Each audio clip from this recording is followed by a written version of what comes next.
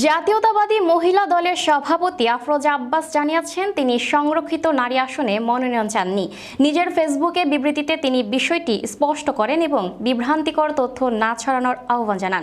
পাশাপাশি স্বামীর অসুস্থতার কারণে বর্তমানে ব্যক্তিগতভাবে কঠিন সময় পার করছেন বলেও জানান তিনি। বিস্তারিত দেখুন প্রতিবেদনে। সংরক্ষিত নারী আসনে নিজেই মনোনয়ন চাননি বলে জানিয়েছেন জাতীয়তাবাদী মহিলা দলের সভাপতি আফরোজা আব্বাস। সোমবার 20 এপ্রিল সন্ধ্যায় নিজের ভেরিফাইড ফেসবুক আইডিতে এক বিবৃতিতে এই কথা জানান তিনি বলেন, আমি আফরোজা আব্বাস, মির্জা আব্বাসের স্ত্রী, এটাই আমার পরিচয়। সাম্প্রতিক নির্বাচন ও বিভিন্ন প্রচারিত তথ্যের প্রেক্ষাপটে সবার উদ্দেশ্যে কয়েকটি বিষয় স্পষ্ট করতে চাই। প্রথমেই জানাতে চাই, আমি কখনোই সংরক্ষিত নারী আসনে মনোনয়ন চাইনি। তবে আমাকে এই প্রস্তাব দেওয়ার জন্য দলের মহাসচিবের প্রতি আমি আন্তরিক কৃতজ্ঞতা প্রকাশ করছি। আফরোজা আব্বাস আরও বলেন, আমার নাম জড়িয়ে যে বিভ্রান্তিকর ও ভিত্তিহীন তথ্য প্রচার করা হচ্ছে তা থেকে সকলকে বিরত থাকার জন্য অনুরোধ জানাচ্ছি। এ ধরনের তথ্য আমার ব্যক্তিগত রাজনৈতিক ইমেজ ক্ষুণ্ণ করছে, যা অনভিপ্রেত। মির্জা আব্বাসের অসুস্থতার কথা উল্লেখ করে তিনি বলেন, এই সময়টি আমার ব্যক্তিগত জীবনের জন্য অত্যন্ত কঠিন।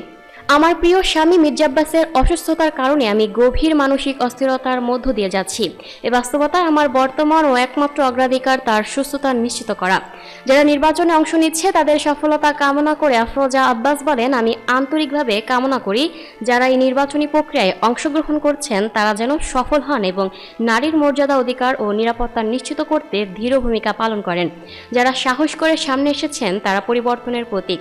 আর যারা নির্বাচিত হননি তাদের প্রতি অনুরোধ, হতাশ হবেন না, আপনাদের সময় সামনে অপেক্ষা করছে। যারা নির্বাচিত হয়েছেন তাদের প্রতি আমাদের অগাধ প্রত্যাশা রইল। মনে রাখতে হবে, আপনাদের প্রতিটি পদক্ষেপের দিকে তাকিয়ে আছে হাজারো কিশোরী। তাদের নিরাপত্তা, শিক্ষা ও স্বপ্ন এখন আপনাদের নীরব দায়িত্ব।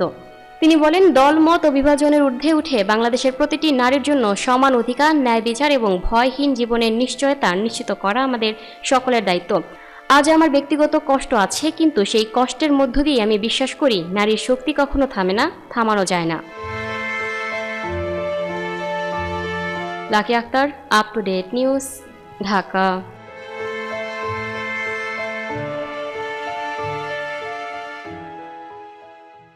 দর্শক, এই ছিল আপ টু ডেট নিউজের সর্বশেষ সংবাদ। পরবর্তী সংবাদ সবার আগে পেতে আপ টু ডেট নিউজের ফেসবুক পেজ এবং ইউটিউব চ্যানেলের সাথে থাকুন। ধন্যবাদ।